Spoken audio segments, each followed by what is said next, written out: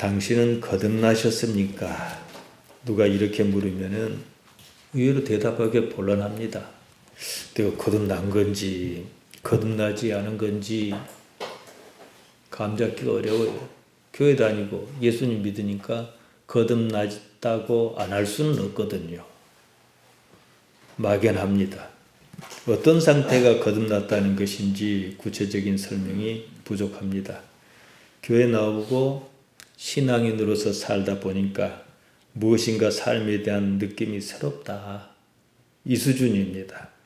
삶의 상황이 변한 것은 분명합니다. 무엇인가 이전과는 다른 삶, 새로운 삶을 산다는 느낌 있습니다. 무엇보다도 자신이 바라는 것을 요구할 대상이 있다는 사실입니다. 이런 느낌을 공유하는 집단이 교회입니다. 상황에 따라 개인 혹은 집단으로 있는데요. 자신의 욕망을 토로할 대상이 있습니다. 하나님을 상대로 자신의 생각, 자기 도취든지 뭐든지 말이에요.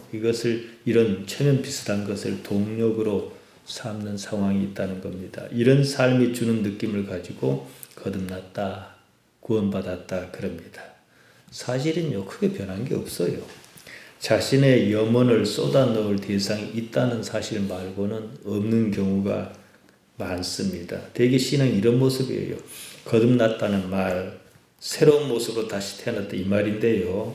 삶이 바뀌었다 이거예요. 그러니까 거듭났다라고 하는 시점이 있다 그러면은 그 전과 이후 삶이 달라져야 해요. 교회 다닌다는 그 모습 말고요. 가치가 바뀌어야 하는 거지요.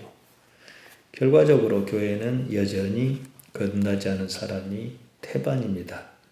거듭났다는 증거가 뭔지 아십니까, 여러분? 행복해야 해요. 행복하지 않다면 예수님의 복음이 지향하는 삶은요, 조건과 상관없는 행복입니다. 이걸 추구하는 거예요. 그러니까 여기서 내가 달리 살아도 괜찮겠구나 하는 뭐가 있는 거예요. 예수님께서 말씀하셨습니다. 사람이 거듭나야 하나님의 나라를 볼 수 있다 그러셨습니다. 따라서 거듭난다는 말이 무슨 뜻이냐, 거기에 대한 이해도 필요하지만 그보다는 왜 거듭나야 하느냐, 이것이 중요합니다. 왜 거듭나야 합니까?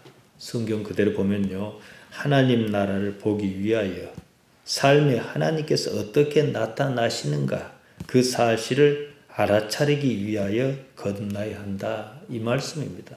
거듭나지 않으면 하나님 나라를 볼 수 없다 그랬으니까. 요한복음 3장에는 참으로 의미심장한 말씀이 나옵니다. 니고데모라는 사람과 긴 대화가 이어집니다. 오늘은 본문에 나오는 것을 순서대로 짚어가며 말씀드리려고 합니다. 니고데모라는 사람이 있었습니다. 성경은 니고데모가 바리새인으로서 유대인의 관원이다 그랬습니다. 우리가 새로 번역한 성경은 지도자라 이렇게 했습니다. 같은 말이에요. 관원이라면 아르콘입니다. 지도자 같습니다. 그 사회에서 상당히 높은 지위에 있었던 사람이었던 모양입니다. 바리새인은 바리사이파 사람을 말하는데 율법학자를 뜻합니다. 그들은 예수님을 인정하지 않았습니다. 예수님께서 전하시는 말씀이 자기들 마음에 들지 않았습니다. 그래서 한사코 예수님의 말씀이 따져보지도 않고 율법에 맞지 않는다 이렇게 여겼던 거지요. 시간이 지나면서 차츰 자신들의 입지를 위협하는 것으로 느꼈습니다. 니고데모는 바리새인으로서 고위층 인사입니다. 이런 사람이 예수님 찾아왔습니다. 니고데모의 관심이 무엇이었느냐 이 문제입니다. 2절의 첫 번째 보면요, 니고데모가 예수님을 찾아왔다고 합니다. 밤에 찾아왔습니다. 어째서 낮이 아니야 밤에 찾아왔느냐?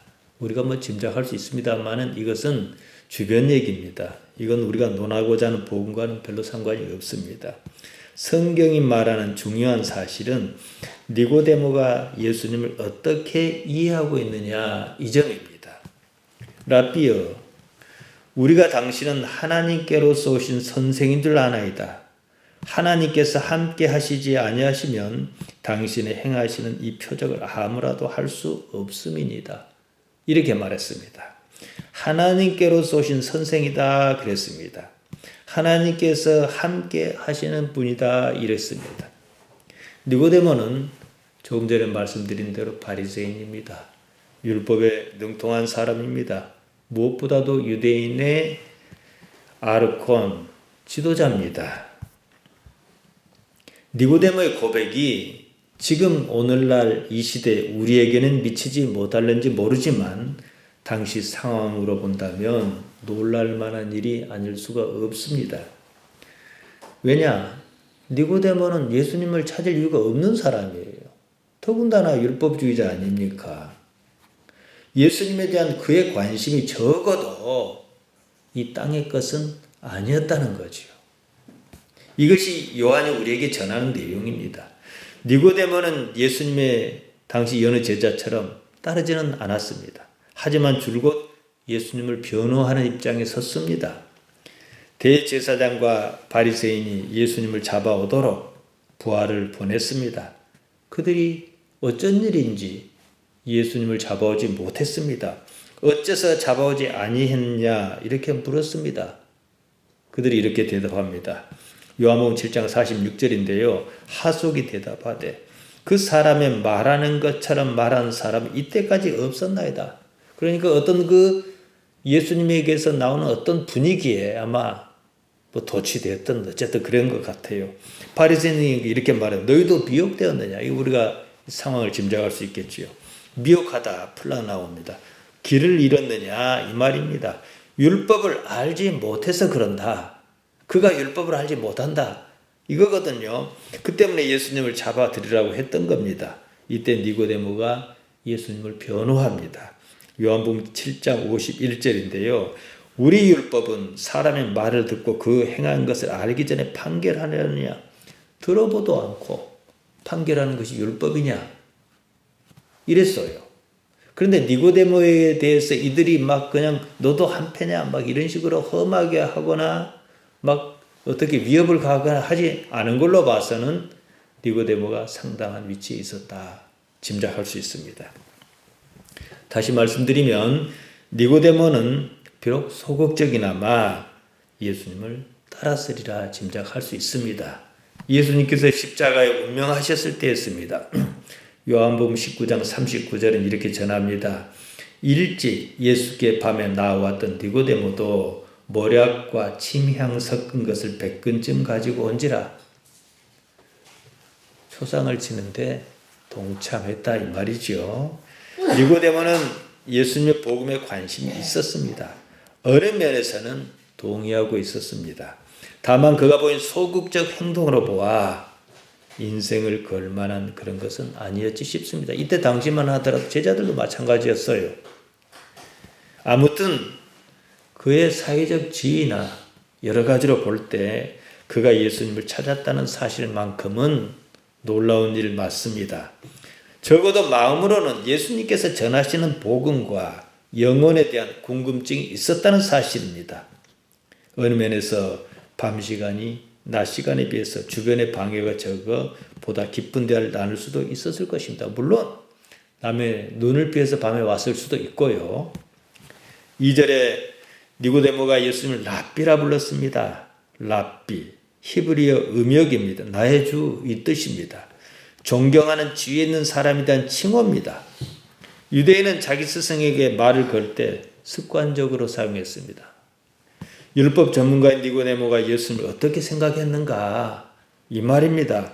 아울러 그는 예수님을 하나님께로부터 오신 선생이라고 했습니다. 선생이란 말 디다스칼로스입니다. 가르치는 사람입니다. 고대 사회에서 디다스칼로스는 그냥 우리가 생각하는 학교 선생 수준이 아닙니다. 인격적으로, 철학적으로 충분히 그만한 위치에 있어야 합니다. 때문에 디다스칼로스는 철학자라든가 합창단 같은 데서 지휘자를 부를 때라든가 이렇게 사용했습니다. 랍비어, 당신은 하나님께로서 오신 디다스칼로스입니다. 높은 분이시며 하나님께로서 오신 스승입니다. 신앙 고백에 가까워요. 일단 니고데모가 예수님을 바라보는 관점이 어떠했는지 짐작할 수 있습니다. 자, 이쯤에서 우리가 한번 생각해 보십시다. 그러면 니고데모가 유대인의 관원이고 바리새인이고 사회적인 위치를 가지고 있는 사람이 예수님께 무엇이 아쉬워서 왔을까요? 예수님께 무엇을 기대했을까요? 부귀영합니까? 지금 시대에 교회 다닌다는 사람 중에서 니고데모가 예수님에 대하여 가졌던 만큼 관심을 가진 사람이 얼마나 있을까요? 이러한 사실은 니고데모가 예수님을 찾은 것이 육신적인 목적이 아니라는 겁니다. 당시 제자와는 달랐습니다.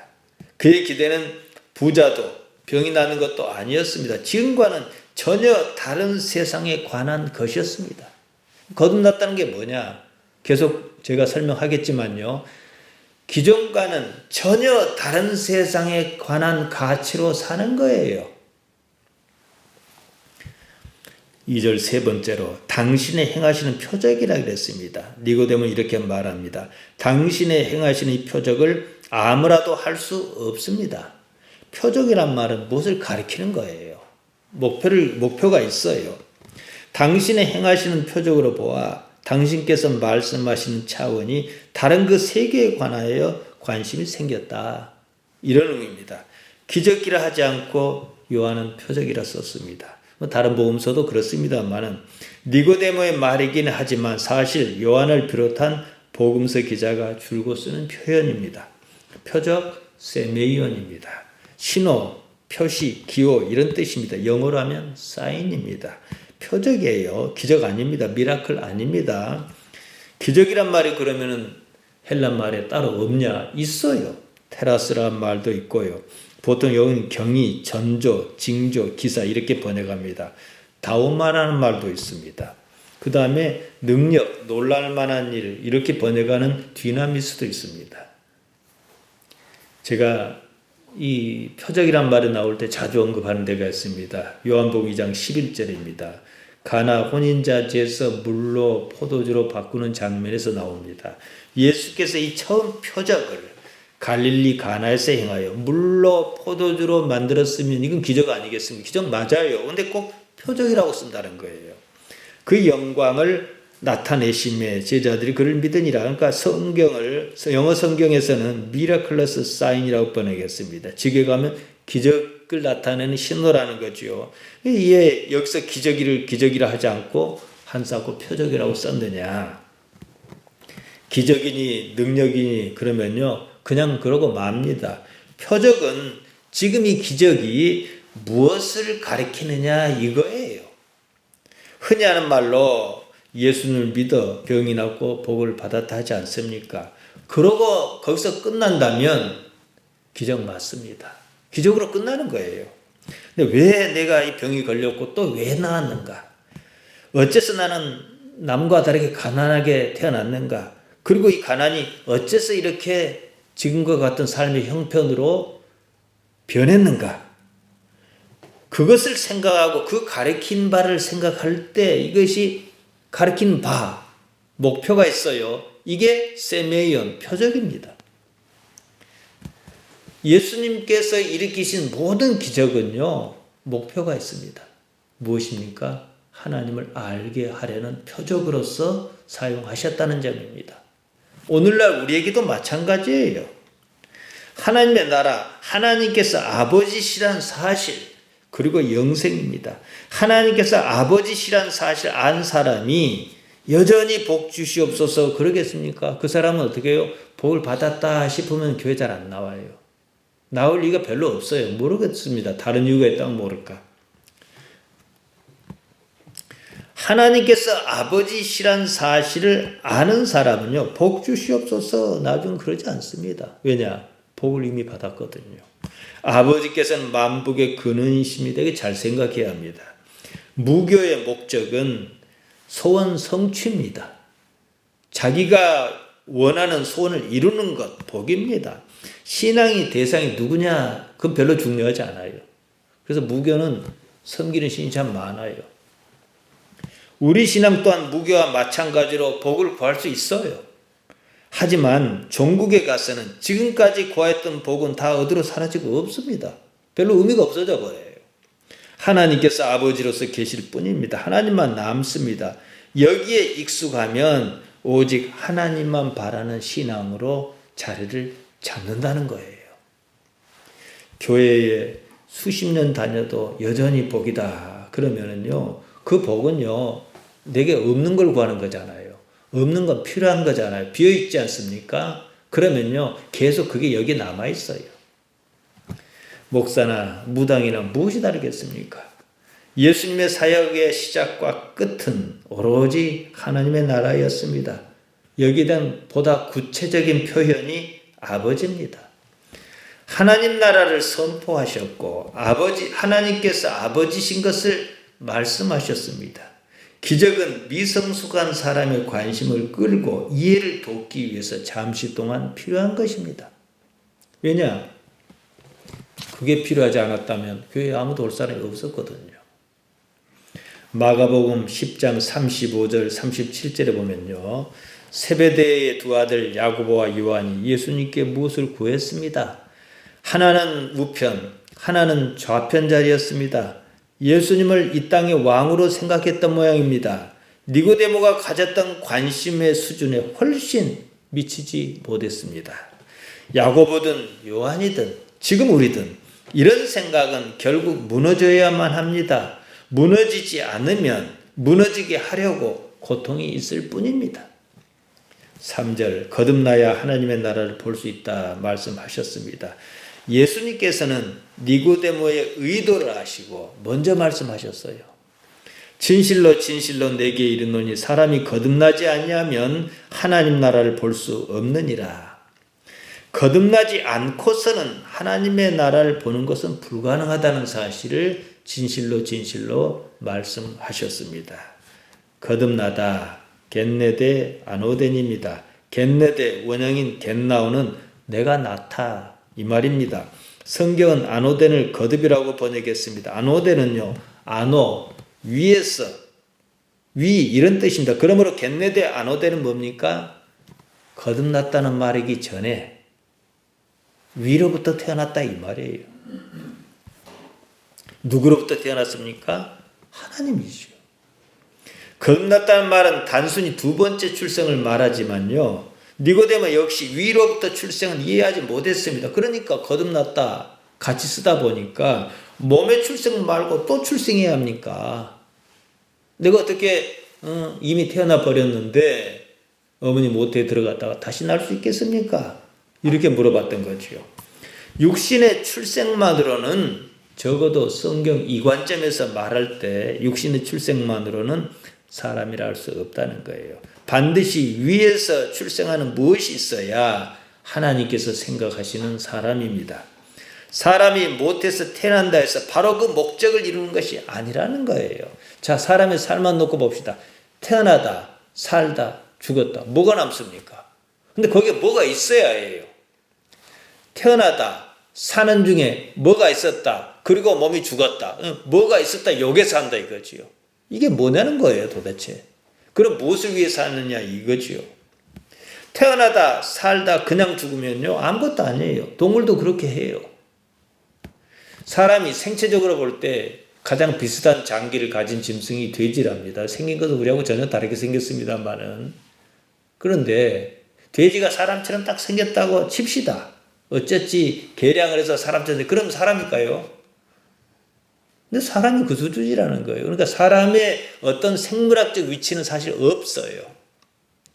하나님의 사람으로 성장할 수 있는 가능성이 있느냐 없느냐 이것만 있어요. 죽으면 똑같거든요. 삶의 의미, 반드시 존재의 의미를 우리는 찾아야만 합니다. 거기에 하나님께서 개입하시는 것이고 사람 편에서는요 하나님을 발견하는 겁니다.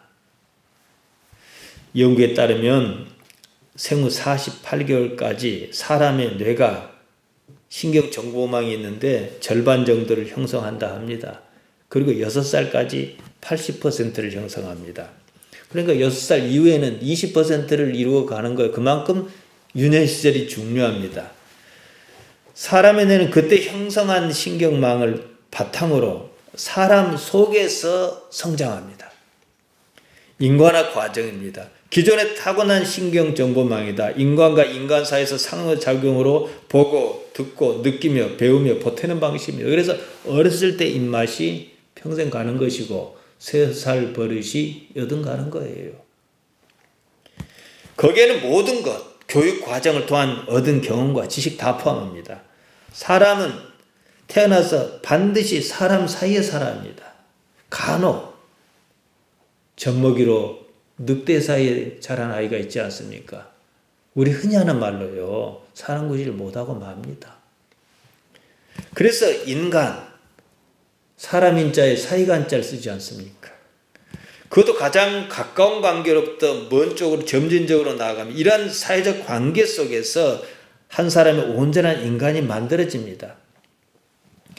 그제도 이상한 짓에서 막 잡혀가고 하는 젊은 친구 있지 않습니까? 또 뭐 옛날 신창호에 같은 사람이나 보면은요, 유년 시절에 반드시 문제가 있습니다. 아무튼요, 그러는 가운데 어느 순간에 사람이요, 보통 정상적인 사람이 어느 순간에 하나님을 인식합니다. 하나님께서 물론 주신 기회지만요. 그리고 하나님과 화합하려 해요. 화해 내지는 일치. 이게 바로 뭐냐? 겟레데 아노데. 위로부터 온 것이다 이 말이에요. 위로부터 탄생이다 이거죠. 인생에서 하나님을 현재적 존재로 인식하지 못하는 사람이 많습니다. 그러면요, 거듭나지 않은 거예요. 그러면요, 그냥 동물로서의 인간일 뿐입니다. 제가 자주 말씀드리지 않습니까? 여러분이 교회 나올 때 어떤 마음인가? 물론 사람 사이에 있다 보니까 안 나가면 누가 뭐란갑다 이것도 있겠지만은 가장 중요한 것은 하나님께 꼭 죄 짓는 기분이 들어서 안 갈 수가 없더라. 이것도 하나님께서 부르시는 거예요. 하나님을 의식하지 않으면 그런 일 없어요. 사람요 태어나면서부터 하나님을 알지 않습니다. 인생이라는 과정에서 하나님을 압니다. 그러라고 인생이 있습니다. 인생 말고 하나님을 알 수 있는 다른 방법은 없습니다. 결론적으로 인생은 하나님을 현실적인 존재로 아버지로서 아는 기회인데요. 어떻게 할 것이냐? 이겁니다. 그 때문에 인생에 많은 일이 있어요. 위로부터 나야 겟레데 아노된 해야 하나님의 나라를 본다 그러셨습니다. 본다, 에이도. 본다는 뜻 외에 지각한다, 느낀다, 감지한다, 인식한다, 주목한다, 알아차린다, 발견한다, 경험한다 등등 쓰입니다. 이 공통적인 뭐예요? 느끼는 거죠. 감각하는 거죠. 하나님을 현실적으로 느끼는 겁니다. 무엇을 말입니까? 하나님 나라. 여기서 하나님 나라란 말 바실레이아 투 데우입니다. 데우는 하나님을 가리킵니다. 원형은 데오스입니다. 그게 뭐 따질 거 없어요. 하나님이시니까. 문제는 나라 바실레이아입니다. 제가 뭐 자주 말씀드렸습니다. 영토를 말하지 않습니다. 통치를 말합니다. 동사로 보면 쉽습니다. 바실리오 하면 내가 왕이다. 내가 다스린다. 그러니까 하나님 나라는 뭐예요? 하나님께서 다스리시는 나라다. 이거죠. 하나님 나라란 말은 흔히들 생각하는 천국이니 극락이니 이런 개념 아닙니다. 그건 부차적인 문제예요. 하나님께서 친히 다스리고 계시는 현실적 상태를 말합니다. 따라서 하나님 나라를 본다는 말은 하나님께서 다스리고 계신다는 사실을 지금 삶에서 현실적으로 인지하느냐 이것을 말합니다. 정리하면 이렇습니다. 사람이 모태에서 태어났으면 그 다음에 겟레데 아노된 위로부터 태어나는 두 번째 출생이 있어야 합니다. 그 이유는 하나님께서 지금 여기 함께 하신다는 사실을 알게 하기 위해서 이 뜻입니다.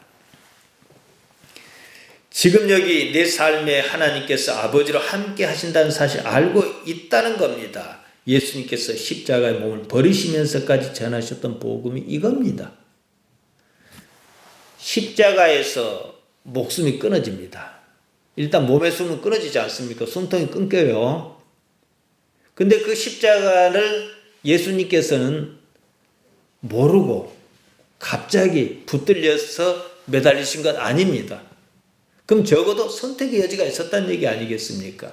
그런데 이것이 둘 다 선택할 수 있어서 참 좋겠는데 어느 쪽을 하나만 선택해야 하는 상황이 생겨버린 거예요. 하나님밖에는 선택의 여지가 없다. 당신께서 이리 생각하신 겁니다. 그러면은 둘 중에 중요한 것을 취하고 중요하지 않은 것을 아깝지만 놔야 하지 않겠습니까? 이 문제입니다. 우리도 항상 그런 선택을 해요. 누군가 제게 이렇게 물었습니다. 단도직입적으로 우리 신앙을 단 한마디로 요약하면 어떻게 말할 수 있느냐 그랬습니다.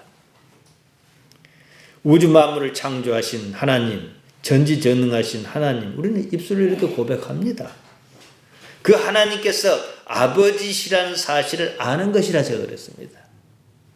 하나님께서 아버지시라는 사실을 알면 거기에 맞춰서 살라고 하지 않겠습니까? 어떻게 하면 하나님을 기쁘게 할까? 우리가 육신의 부모에도 그러는데 생일 돌아오면 생일 돌아왔다고 뭐 어떻게 전화도 하고 이럴 거 아니겠습니까? 그럼 내가 지금 있는 일에서 어떻게 하나님을 기쁘시게 할 것인가? 그러려고 할 거 아니에요. 그게 이익이니까요.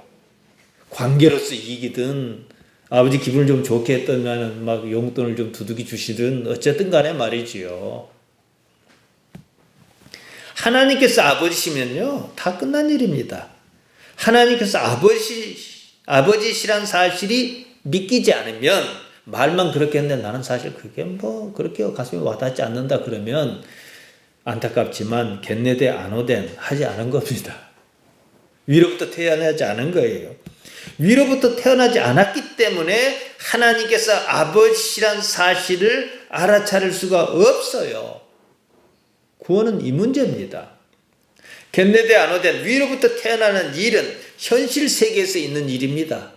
죽거든 있는 일이 아닙니다. 하나님을 인식하는 일이 현실 세계에서 일어나는 일인 만큼 어떤 사람은 하나님을 아버지로 알고 또 어떤 사람은 알지 못한다는 겁니다. 아버지는 현실적으로 아는 사람과 그러지 못한 사람의 삶이 어떠하겠습니까? 구원은 이 문제입니다. 지각 능력 차원에서 볼 때 하나님의 나라는요 이성적으로 알 수 있는 세계가 아닙니다. 이성적으로 안다는 말은 말로 설명이 가능하다 이것과 똑같아요. 오히려 감성적 세계입니다. 감성적으로 느끼는 감각의 감성적이란 건 감각의 세계라 이 말이거든요. 그 세계는 하나님을 아는 그 감성적인 세계는요 무절제하고 무책임한 그런 감각의 세계가 아니에요. 감각의 순수한 세계, 순수한 차원의 감각 세계입니다. 제가 지금 감성, 감각 이런 말을 썼습니다. 이 말을 이해할 필요가 있습니다. 감각적인데요. 단순히 그렇게만 보면 감성은요. 이성의 아래 개념처럼 보입니다. 하나님을 인식하는 것은요. 이성의 작용이 아닙니다. 이성의 작용이면 말로 설명이 가능해요. 감성의 작용인데요. 우리가 뭐 하나님을 이성으로 인식하지 않지 않습니까? 이성으로 인식하겠다는 사람이 있어요. 영지주의입니다. 지식으로 알겠다는 거죠. 그것 아닙니다. 그래서 여기에 이제 이성이란 건 우리가 뭐 논리적으로 이해가 가능하고 설명할 수 있는 부분입니다. 바로 밑에 아래 차원의 보통 사람은 감성이 있다 그래. 감각적이라 그러지 않습니까? 뭐 욕망도 있고 막 다 있어요. 그런데 저는 여기 하나를 더 추가해요. 바로 이성의 영역 바로 위에 순수한 감성의 세계가 있다는 거예요. 작지만 보통 사람은요. 바로 이 부분이 하나님을 인식한다는 겁니다. 그러니까 상위 차원의 감성이다. 저는 이렇게 표현을 하지요. 아브라함이 아들 이삭을 번제로 드리러 가는 장면을 말씀드린 적이 있습니다. 하나님께서 아브라함에게 내 아들을 모리아 땅의 한 산으로 가서 번제로 바쳐라 그렇게 말씀하셨습니다. 아브라함이 하나님께서 하신 말씀을 귀로 들었겠습니까? 나름대로 설명할 수 없는 어떤 감각으로 느꼈을 것입니다. 바로 그 때문에 하위 차원의 감성은 이성으로 설명이 가능해요. 바로 그 때문에 아브라함은 아들 이삭에게 이 상황을 설명할 수가 없어요. 하위 차원의 감성이 아니었기 때문입니다. 우리가 설명할 수 있는 모든 감각적인 일은요. 하위 차원의 감성에 속합니다. 뭐 커피향이 좋다든지 김치찌개가 어떻다든지 이런 거예요. 하지만 하나님을 인식하는 일은 말로 설명이 불가능합니다. 다른 감성의 영역에서 벌어지는 일이기 때문입니다. 때문에 아브라함은 아들 이삭에게 그 상황을 설명할 수가 없었어요. 설명이 애초에 불가능합니다. 하나님의 나라를 본다, 애도한다는 말은 이성의 영역으로는 납득하기 어려운 말이에요. 이성을 넘어서 어떤 감각이 필요합니다. 상위 차원의 감성 영역으로서만이 가능하다는 겁니다. 이성의 기능은요, 뭐냐? 이미 저질러진 감성을 합리화하는 것 뿐이에요.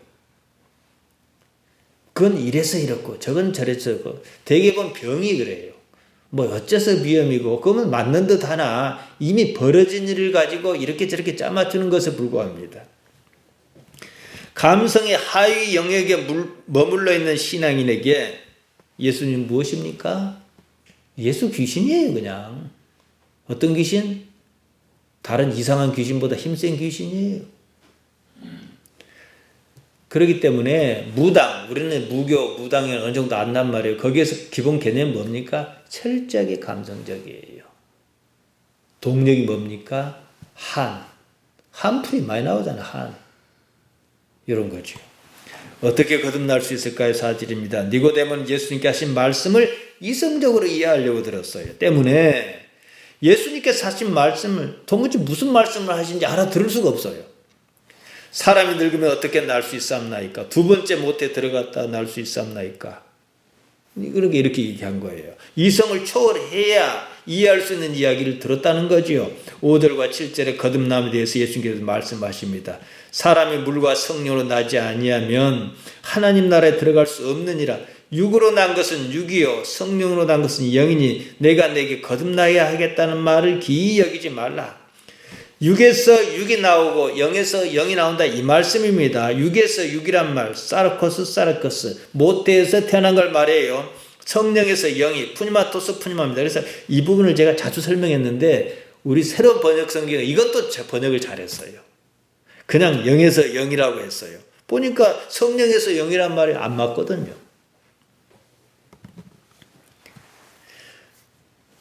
다시 말씀드리면 하나님의 영과 사람의 영은 다르지 않아요. 성령이란 말했던 영이란 말은 다 똑같아요. 구분하지 않습니다. 우리는 우리말로는 영이라고 뭡니까? 영혼이라 했다가 홀령이라 했다가 막 영어에서도 마찬가지입니다. 딱 특정하지 못해요. 스피릿이라 했다가 뭐 소울이라 했다가 마인드라 했다가 그때그때 필요에 따라 씁니다. 영은 우리 자신의 정체를 담은 것이 분명해요. 영은 일단 우리 육체가 아니에요. 한편으로 육체는 내가 아닙니다. 그러면 영이고 나란 사실 아니겠습니까? 본질적인 부분에서 말이죠. 어머니의 육체에서 지금 내 육체가 태어났습니다. 하지만 영은 그러지 않는다는 거예요. 어머니의 영에서 나의 영이 나오지 않는다는 거예요. 위로부터 나와야겠죠. 현실적으로 사람의 영은 육체를 바탕으로 존재하지만 하나님의 영으로부터 태어나고 관계합니다. 쉽게 말씀드리면 영이 있어야 하나님을 인식합니다. 하나님을 조금이라도 인식한다면 일단 영이 있다 이거예요. 그러면 그 영을 어떻게 키울 것이냐. 사실 영이 있다 그것은 거듭났다는 말을 같아요. 아까는 부정적으로 표현했습니다만 제가 지금은 긍정적으로 말씀드립니다. 그러니까 우리가 하나님 어쨌든 어떤 열심은 차치하고 하나님 때문에 이곳에 왔지 않습니까? 그럼 하나님 때문에 이곳에 왔다라고 하는 동력을 어떻게 키워낼 것이냐. 삶에서 하나님을 어떻게 의식하며 살 것이냐. 이게 가장 중요한 거예요. 이게 신앙입니다. 니고데모는 예수님의 말씀을 이해할 수 없었습니다. 이성으로 이해하려 했습니다. 그 때문에 예수님께서는 나타난 현상으로 설명하셨습니다. 마침 영은 눈에 보이지 않는데 바람도 안 보이거든요. 근데 바람도 또 영하고 똑같은 단어인 푸니마예요. 그래서 중의적으로 사용하셨습니다. 사실 그렇습니다. 영으로 난 사람이라 영으로 나지 않은 사람이라 겉모습은 구분이 안 가요. 뭘로 구분합니까? 사는 모습으로 구분하지요. 무엇 때문에 사느냐 이거지요. 우리가 하나님께서 우리 아버지시다 그러지 않습니까? 그러면 아버지 때문에 해야만 하는 일이 있고 아버지 때문에 할 수 없는 일이 있게 마련입니다. 이런 기준은 아버지와 관계가 없는 사람과 확연히 관계 지을 수 있는 겁니다. 이건 무슨 고집이나 신념이나 이런 것과는 별개 문제입니다. 코로나 때문에 온 세상이 난리 아닙니까? 사실은 이 교회가 핵폭탄입니다. 워낙 사람이 모여있고 밀집한 상태니까. 근데 사람과 사람 사이 거리를 두라고 하지 않습니까? 1m, 2m를 두라 그럽니다. 그런데 또 뒤집어 보면 모이지 않고 어떻게 예배가 가능하겠습니까? 생각해야 합니다. 그러니까 모일 수는 없다. 모일 수 없다는 것 핵심이 뭐예요? 촘촘히 앉아있으면 안 된다 이 말이에요. 그리고 식당에서도 마주보지 말고 한쪽으로 나란히 앉아서 밥을 먹게 하고 이러지 않습니까? 마주보면 침이 왔다 갔다 하니까 말이에요.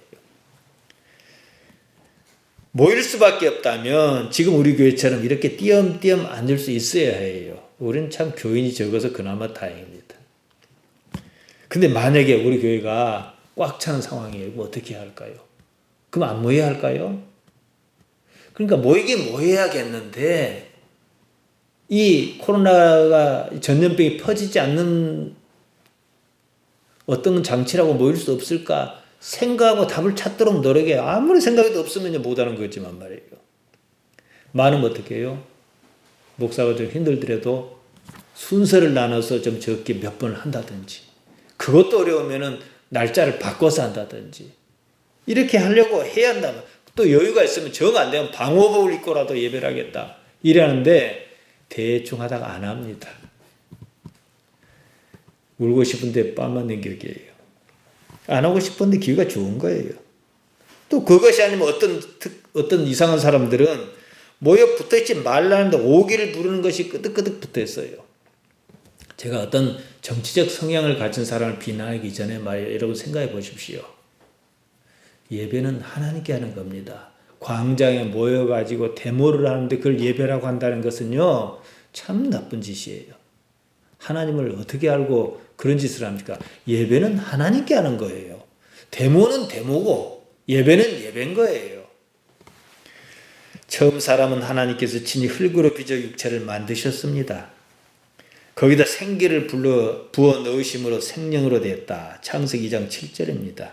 하나님께서 첫사람을 만드셨습니다. 아담 이후부터는 사람이 사람의 육체를 낳도록 하셨습니다. 사람이 낳은 육체에는 어느 순간부터 의식이 있어 자라게 마련입니다. 사람과 사람 사이에서 더불어 의식이 자라납니다. 의식이 일정 부분 자랄 때 사람이란 존재를 규정합니다.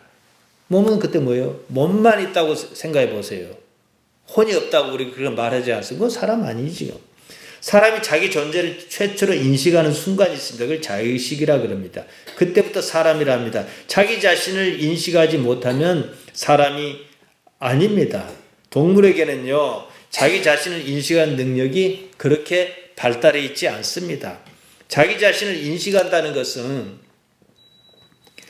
또 타인 또한 인식한다는 말입니다. 에덴 동산에 선악과 사건이 있지 않습니까? 다른 각도에서 보면은 자기를 인식하는 사건이지요. 그전에는 자기라고 말고 할 게 없어요. 인간이 스스로를 돌아보는 능력이 생겼습니다. 사람은요, 사람의 몸에서 태어납니다. 태어나 어느 순간에 의식이 생겨요. 그리고 그 의식이 몸과 함께 자랍니다. 의식이 하나님을 알아차릴 때가 있어요. 그걸 뭐랍니까? 거듭났다. 이제 여기서부터는 어떻게 해야겠어요? 이걸 살려내야 하는 거죠. 그는 자신을 비롯해서 자기가 사는 세상을 하나님께서 온전히 통치하고 계신다는 사실을 압니다. 아담 이래로 육체가 육체를 낳고 영이 영을 낳습니다. 6절이 그것을 말합니다. 육체는 부모로부터 받고 영은 하나님께로부터 받습니다. 이 말은요, 부모로부터 육체가 태어나듯 하나님께로부터 우리 영이 태어난다 이 말씀입니다. 우리가 하나님을 안다는 것은 우리가 하나님으로부터 태어났다 이 증거예요. 일단 씨앗은 있는 거지요. 그 다음에 우리가 우리 의지로 세상에 태어나지 않든 말이에요. 그 다음에 뭘 해야겠습니까? 이것을 살려내야겠지요. 성숙시켜야겠지요. 거듭났다고 할 때 거듭나게 하는 영, 성령과 자기가 아닌 타이에서 새로 태어난 우리의 영, 푸념하는 똑같이 푸념합니다. 정리하겠습니다. 사람이 이 세상에 태어나지 않습니까? 사람이 살아가는 과정을 인생이라 그럽니다. 인생에서 하나님을 알아차리고 하나님과 동행하며 사는 일이 발생합니다. 이때 사람은 하나님의 뜻을 행하는 것이 곧 자기 뜻이며 삶의 의미입니다. 우리가 중요하게 여기는 모든 일을 보세요. 하나님과 관계없는 일은요, 몸과 함께 다 없어질 일입니다. 자기 뜻과 하나님의 뜻이 일치를 지향하는 삶의 경지를 추구한 거예요. 우리는 그러한 그런 변화로의 탄생을 두고 뭐라 말합니까? 거듭났다 그런 거예요. 자기 몸만 위해서 살던 사람이 하나님을 생각한 거예요. 그리고 하나님을 기쁘시게 하는 삶을 살겠다. 실제로 그것이 내 자신에게 만족이고 행복이고 기쁨이에요. 삶이 바뀌었지요. 거듭난 거지요. 그러다가 어느 날 육체가 기능을 다하고 쓰러지는 날이 옵니다. 이때 쓰러지는 것은 육체지만 남는 것은 영입니다. 우리의 참모습 정체입니다. 하나님을 알아차린단 말은요, 하나님께서 통치하고 계신다는 사실을 아는 겁니다. 이게 바로 하나님의 나라 바실레이아투 데우입니다. 다른 말로 천국입니다. 하나님 나라는 다른 데가 아닙니다. 지금 여기입니다. 하나님을 아버지로 모시고 인정하는 것입니다. 그래서 이 첫 단추가 있어요. 마가복음 8장 34절에서 말씀하셨듯이 자기를 부인하는 거예요. 우리가 자기를 부인할 수 있는 근거가 있어요. 하나님 때문에요. 그러므로 예수님의 말씀이 현실로 다가옵니다. 육체의 기능은 하나님을 알아차리는 의식을 잉태하는 그것입니다. 단지 그뿐이에요. 우리는 육체 가운데서 영으로 태어나야만 합니다. 우리 삶 가운데서 말이죠. 이 세상 삶에서 하나님을 알아차리지 못한다면 죽고 난 뒤에 알아차리겠습니까? 방법이 없습니다. 여러분, 하나님을 아버지로 의식하기 바랍니다. 제가 자주 말씀드리죠. 내가 세상에 태어나고 싶어 태어난 거 아니잖아요. 태어나게 한 이가 있어서 태어난 거예요. 누굽니까? 1차적으로는 부모지요. 몸의 탄생이에요. 마찬가지로 우리가 이곳에 있고 싶어 있는 게 아니에요. 누군가가 부르셨기 때문에 있는 거예요. 그분을 우리는 아버지란다 이거예요. 그러니까 우리가 이해가 가든 안 가든 하나님을 아버지로 의식해야 해요. 그리고 존재 방법을 하나님의 방식으로 바꾸자 이거예요. 자기 부인이 어렵다면은 쉬운 방법이 있어요. 지금 여기에 열정적으로 있는 겁니다. 생각에 붙들려 다니지 말고, 생각에 꼬리 잡혀 다니지 말고, 항상 의식적으로 지금 여기 그 일이 가치가 있다. 이게 나한테 이익을 주겠다, 주지 않겠다 평가하지 말고, 도둑질한 것 아니고, 나쁜 짓 한 것 아니고, 남을 괴롭힌 일이 아니면은 다 선한 거예요. 삶을 송두리째 아버지께 맡기겠다. 그러시기 바랍니다. 아버지께서 바로 지금 여기에 어떻게, 그러놓고 아버지께서 바로 지금 여기 어떻게 나타나시는지 지켜보면서 세상을 살아가고 의식을 키워가시기를 바랍니다.